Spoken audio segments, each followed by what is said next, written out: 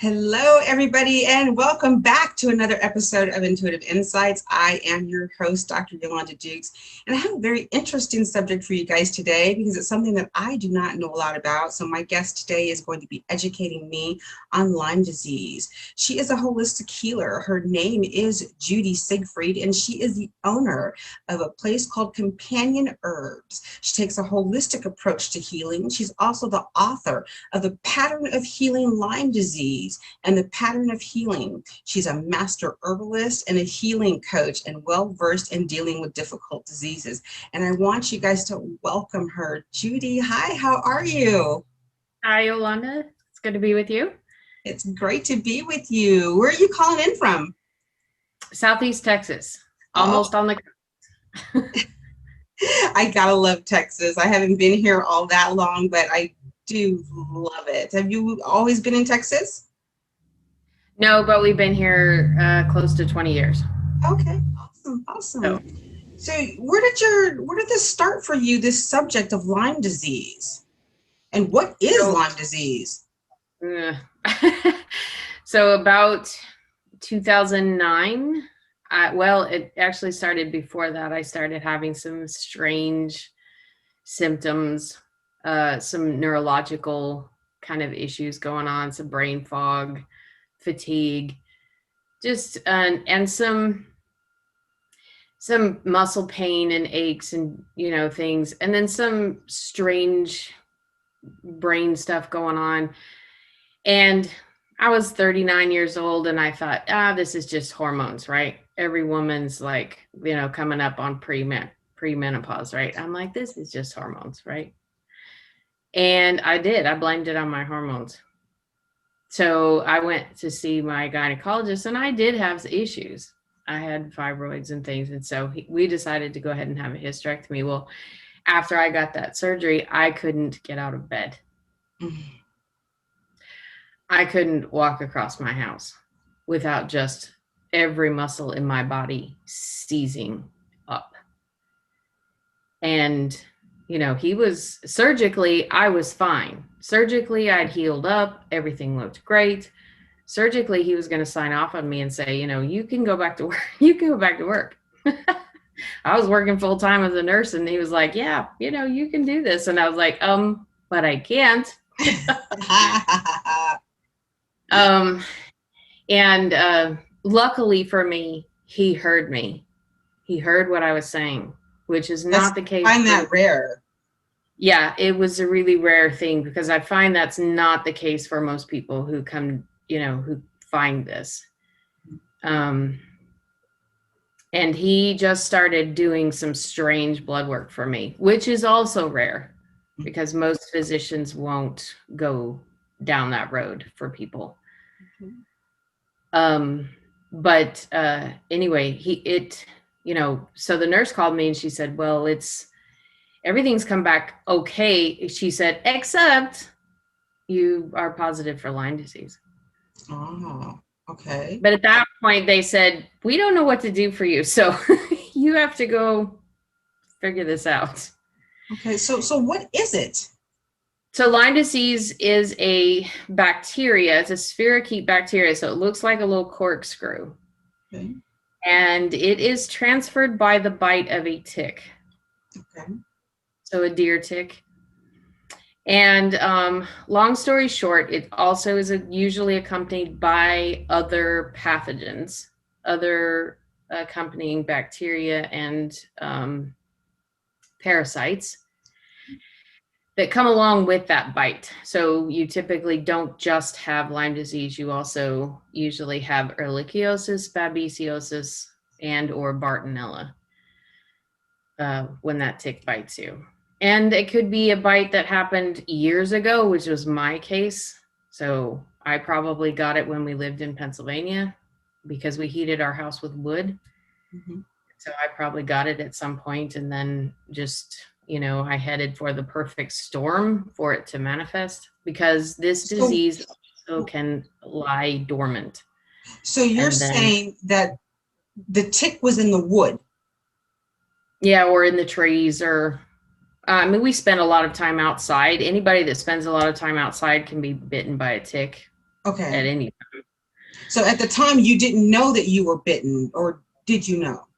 Yeah, I never knew, because typically with Lyme disease, you'll get a what they call a bullseye rash.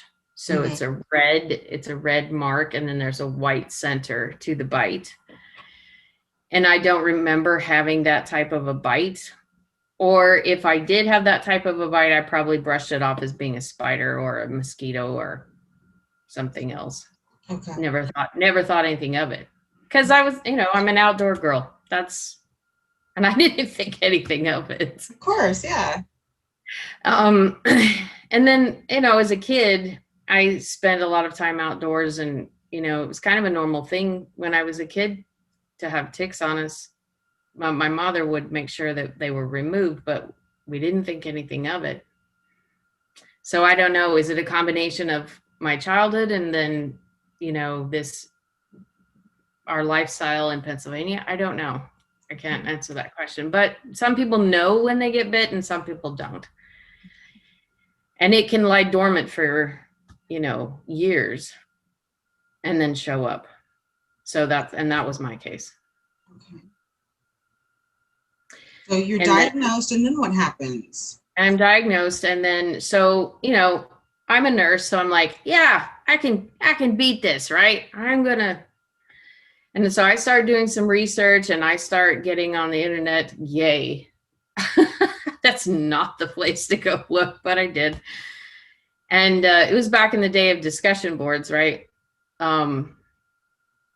So I started looking through these discussion boards, and story after story after story after story of these people who just lost everything in their whole lives to this disease and just completely dismissed by the medical community, and story after story of going to 20 and 30 doctors and not getting any help, and the controversy in the medical field about how to treat and what it is, and the argument between the infectious disease doctors and other doctors. And that whole mess over there is an entire documentary in and of itself. Okay. Because the medical community can't agree on it. Okay. And so that does not help the patient. That does not help the patients. Not at all. I was fortunate enough to have a few doctors line up and at least be willing to say, okay, we will treat you. And I had a line, which is a central line placed. I had one placed in my arm and one placed in my chest. Several rounds of antibiotics. I lost count. But I very quickly came to this realization, and this was the realization that pretty soon these doctors were going to come to this conclusion that they had treated me, and just because my symptoms and my problems had not gone away, they were done with me. And that issue was coming up fast for me. In fact, my doctor had said to me, well, sometimes we have to put patients on antidepressants because they just, they need to feel better in order to be better. That conversation was coming around. And in that moment, I realized that I had to take ownership of this. I had already been treating other things with herbs in my life, and I had already been thinking along the lines that this was not going to go anywhere. Okay. And I would take the antibiotics. I would get a little bit better. I would think I was winning. As soon as the antibiotic therapy stopped, I would go right back to where it was. I ended up not being able to drive. I couldn't go to the store alone anymore because I'd get lost. And then my poor son would have to come find me staring at this staring at the things on the shelf, not knowing what I was there for. I mean, it was just these ridiculous things that was just taking my life away. And everything on those discussion boards that people said was coming true. And I thought, I'm not going to let this be my story. I can't. I've got family and I've got other things in this life that I want out of this life. And if I don't want this to be my story, then I have to take ownership of this. Yes, powerful. I like that. Yes, good for you. And I reasoned that if this was the new normal, in other words, and I hate saying that now because that like coincides with this whole past year. Yeah. But I kind of surrendered to it in a way. Mm-hmm. I kind of said to myself, if this is what this is, and this is what my life is going to, how does that look going forward? What am I going to do with this going forward? And how do I make it so that my life can be fulfilling, even though this is what it is? Yes, I'm very familiar with that. With that surrender. Does that make sense? Yes, because I had to as well. I had to surrender what was going on with my body. I had no choice. It was either that or I was going to jump off of a cliff. So I had to face it. And I am facing it by meeting with wonderful people like you, discussing these things that have to bring out the spiritual side of us. But yes, I get that. Yeah. And in that surrender, I let go of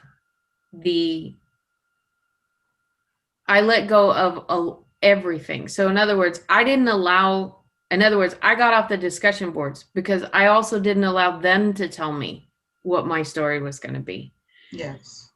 I stopped allowing the physicians to tell me what my story was going to be.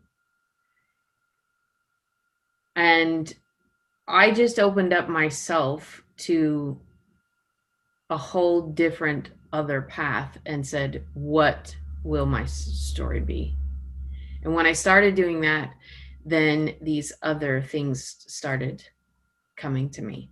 And what was that path for you? And that path for me was a plant.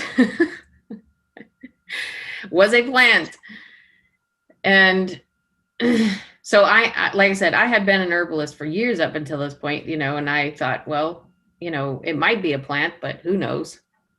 I had read a couple of books already about people who were using other plants to treat symptoms of Lyme disease, to alleviate pain and muscle fatigue and things.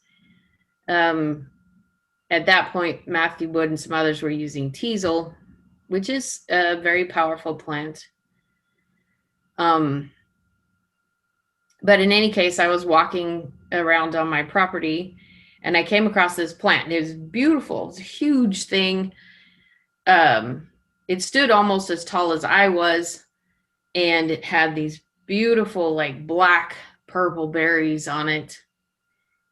And I had not seen it before.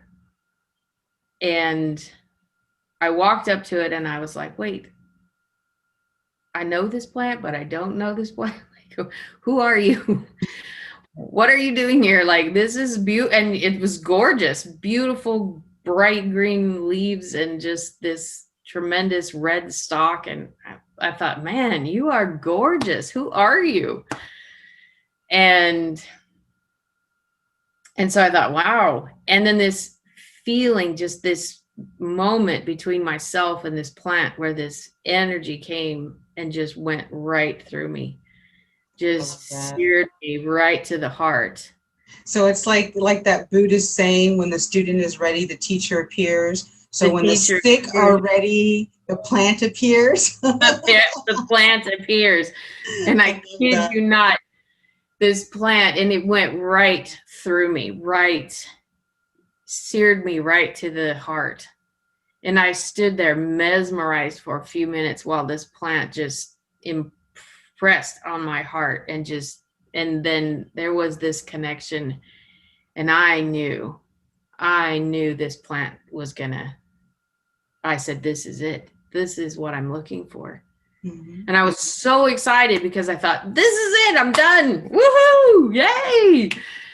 And so I went and got my ID books and, went into ID this plant, right? And I go in and I look it up and I found it. Yay! Right? No, poisonous, poisonous, poisonous, poisonous, poisonous. Oh, wow. Okay. And I thought, what? You got to be kidding me. And so it wasn't going to be just this simple, oh, I'm just going to take some leaves off this plant and go chop them up and make a tea out of it, and everything's going to be fine and glorious. No. This was going to be a whole education that this plant was going to take me through, because then I had to learn how to process this plant so that it would be able to be taken internally and not be poisonous. Then this plant was also going to take me through learning that poisonous plants means strong medicine. It doesn't mean poison. It was also going to take me through learning that there was a time and a place for medicine. And when you were done with that medicine and done with taking that the plant no longer needed to be used. And there's wisdom in knowing when that support has come to an end, and all of these other things. And then came the bigger lesson of everything in nature shows us everything in our body. And the reflection is the same. And every process in nature is happening in our body. And every process that we see going on in nature is exactly the same process happening in our body. Oh, wow. That's beautiful. Okay. And Okay. so, no, this big giant poisonous plant was not gonna let me just pull some leaves or berries off of it and say, woohoo, you're done, you're healed. No, it came with a whole other story and path and teaching. Okay. And yeah, when the student was ready, the teacher appeared, and it was a whole ball of wax. Wow. But obviously it was meant for you. It was meant for you to unravel. It sounds Yes. like your metaphysical understanding, your herbalist understanding, so that you could meld those two things together. Yeah. And it took years. Like I wasn't, I was standing there super ill, but it took another 3 years for me to be able to then finally take the plant, overcome the illness, and then another couple of years to work through the other emotional, mental parts of the illness in order to be completely whole. So Wow. it took me a total of about 6 years to overcome Lyme disease. So were you writing the book as you were going through all of this, or did this come after the 6 years? It came after it. It came way Okay. after it. Yeah. Because I put Lyme disease on the back burner. I was willing to talk about herbs, and I was willing to talk about these patterns, and I wanted, and I was willing to talk about people and their problems. But I didn't want to talk about Lyme disease anymore. And then I had a friend contact me and calling me crying and saying, didn't you get rid of this? Didn't you overcome this? Aren't you well? Because I'm sick and I don't know what to do. And it brought it all right here for me. Mm-hmm. And that's when I realized, no, I have to talk about this. Okay. I got to talk about this. And it was tough. Writing the pattern of healing Lyme disease, that was tough for me. You know, I sat down to write it, and then I would get up and lay on the floor and cry a little bit. Then I would get back up to write some more, and then I would lay on the floor and cry a little bit because I hadn't processed my own trauma. Mm-hmm. I thought I had, but I hadn't processed my own trauma. I mean, I tell you, when your body doesn't work the way you want it to or the way you think it should, it really is a shock to the system. Yeah. Because your whole life has to mold around that condition. And if it doesn't mold, then what do you have? It's like there's nothing left. Yeah. Mm-hmm. Yeah. And when I recognized that, I thought, no, if you're going to be whole and if you're going to be healed, you have to process this last piece. I mean, listen to your own coaching, Judy. Like, you can't just bury this and pretend it didn't happen, because it did. Yes. People would say, well, you healed Lyme disease. Oh yeah, but let's not talk about that. But like it was some distant memory, that was out there. And then, but then I had, this dear friend call me, and I was like, oh, what am I going to say? No, I don't want to help you. Of course not. What? No. So then I started recognizing, no, I need to say something about this. Okay. And then when people come to me and they ask me, they're like, well, what did you take? And then they think, well, it's just a matter of taking a bottle of herbs, and just give me a mix and bottle of herbs. And I'll say, you know what? The plants are more than willing. They're more than willing to support you, and they're more than willing to help you. Okay. But plants are not pharmaceuticals. Mm-mm. They ask way more of that. They ask way more of you than that. True.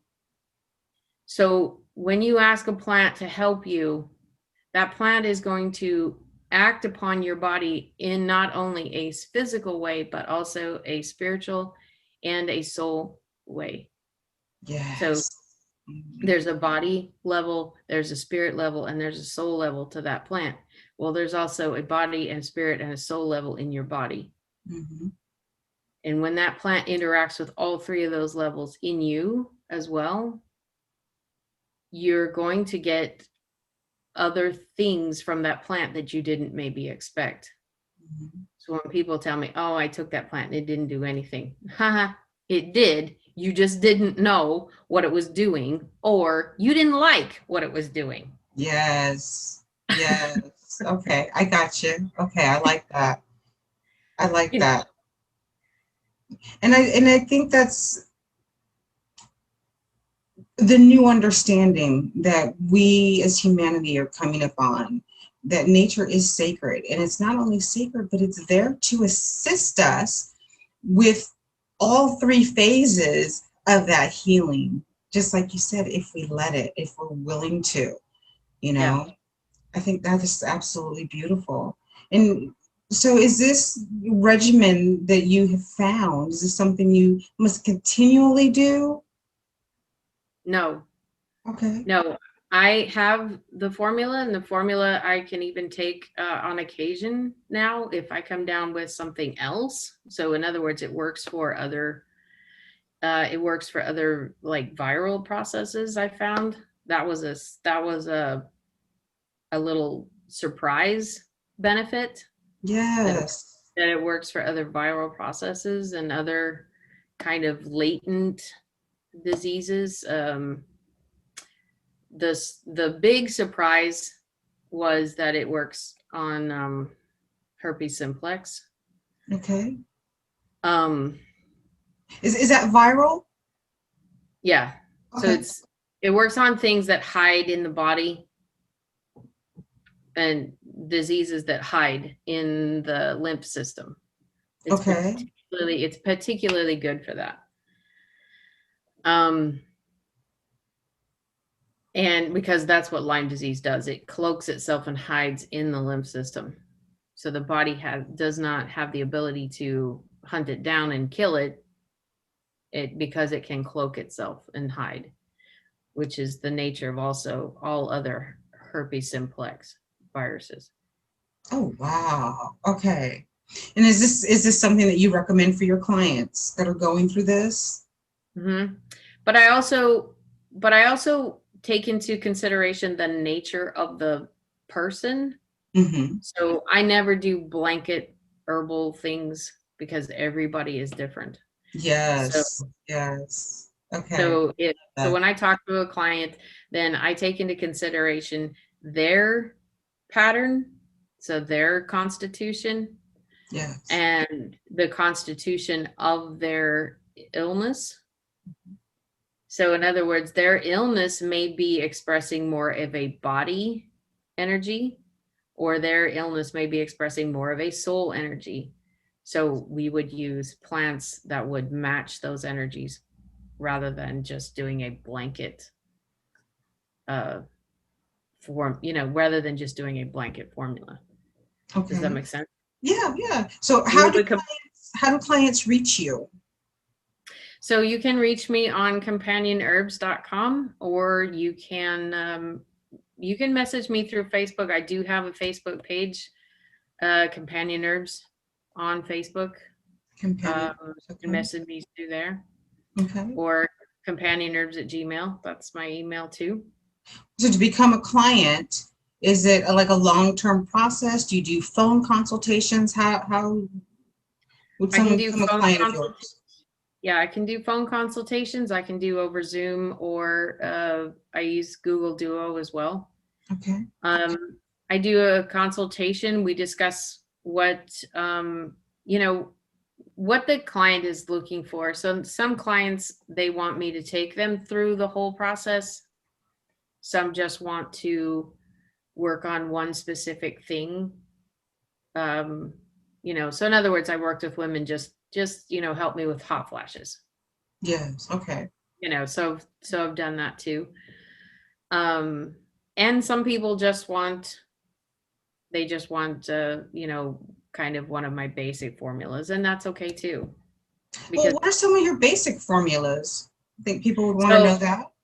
so I have things that kind of work for most. I say most because I never say they work for everybody. But so I have formulas that work for most people. So I have one that's called Girlfriend, and it is exactly what you think it's for. Okay. So it's for PMS and cramps, and it's for my teenagers in the bunch mostly. Okay. My girls love it. And it's for, severe cramping and bloating and PMS and those types of things. I have one called Flora, and it's for restoring kind of and relaxing the digestive tract and kind of restoring the gut flora bacteria balance in the digestive tract, alleviating gas and bloating. And then Restore is my formula that I used for Lyme disease, and it is very good. Like I said, for general antiviral and for these long-term hanging on illnesses that people can't seem to shake. Wow. And that is and my formula for that is called Restore. And So go ahead. well, and I have it on hand, and I've been kind of using it quite frequently in the current climate and using it as a prophylactic, and I'm very pleased with how it works in that way. That's beautiful. Gonna So make it. what would you say to the audience out there that are watching that have never even heard of a master herbalist? So a master herbalist is one who has had some formal or extensive education in herbs. So they've had enough of like physiology and the use of herbs, and also in some disease education. So I say that loosely because that we never want to say that we practice medicine, Of course. but Yeah. and I also am very, very much against allopathic herbalism, Okay. the this or that herbalism. I think that type of herbalism needs to go away completely. Because the So holistic is a thing, and when we say holistic, we're talking about treating the person, body, mind, and spirit. right, Because just right. like in what I do, there's no formula, there's no one size fits all. Everybody needs something a little different. Right. So I never want to say, well, mullein is really good for respiratory issues. Okay, it is. But if I were to give mullein to, say, somebody who has the wrong constitution, or they have respiratory symptoms, but the base of that problem is not their respiratory system, then I haven't helped them. I've only covered up a symptom. Yes. Does that make sense? Trust me, it makes perfect sense. Yes. So I can't stand allopathic herbalism. Okay. I'm done with that, and I don't practice herbalism that way. So a master herbalist understands the energetics of plants, the energetics of a person, and the energetics of the problem, and seeks to go to the problem, not the symptom. Yes, yes. And not at all to disparage the medical community, but that's what they do. They are taught to teach the symptomology and not get right down to really what's going on. And it's not that they're not helpful in certain aspects. I'm not saying that. So please don't message me and say I think doctors are disparaging. No. Because that's not at all what we're saying. But you know, just like in my own case, you get to a certain point where they can't help you, and they tell you straight to your face, we cannot help you. There's nothing that we can do. So with that, the only other choice is to look for other alternatives. So I want to thank you for being part of that movement, part of that alternative, for helping us to understand the energetics of plants. Yeah, because, and the beautiful thing about this is that looking at the pattern of nature and this pattern of healing does not exclude allopathic medicine. Because if you have a disease that is expressing a body energetic, there is a place and a time for allopathic medicine. So in other words, surgery in that case is a lot of times appropriate. Mm-hmm. If you have a body issue and it's expressing the energetics of body, so that deals with tangible, solid organ type things, right? Solid physical, those types of things. And surgery a lot of times is really appropriate. Mm-hmm. So then allopathic medicine fits perfectly. The support of allopathic medicine fits perfectly right there. So it doesn't exclude Western medicine. Yes. But you have to look at it in that holistic picture. And where does your Western medicine fit into this picture? And if Western medicine doesn't fit with your energetics and the energetics of the issue, then it's not an appropriate support. Yes, because, you know, some things just can make you sicker. And that's what was happening with me. Like, okay, you're attempting to treat me, but you're making this a lot worse than it was before I got here. So, okay, I get it. You cannot help me. Right. Exactly. Well, do you have any last words for our audience out there today? Yes. My last word is this: when you take ownership of your health, the support that you need will show up, and it will come to you. So there is hope. I know there's a lot of people suffering, but there is hope. Yes. And I come from those piles of hopelessness, and there is hope. If I can sit here today, there is indeed hope for you. So I want you all to know, once again, I love you. Thank you for tuning in. Don't forget to like and subscribe so that we can bring you more content. Don't hesitate to leave a comment below. If there's something on a metaphysical subject or plant subject that you would like to know about, it would be my pleasure to bring that to you. Thank you again, Judy. Thank you, Yolanda.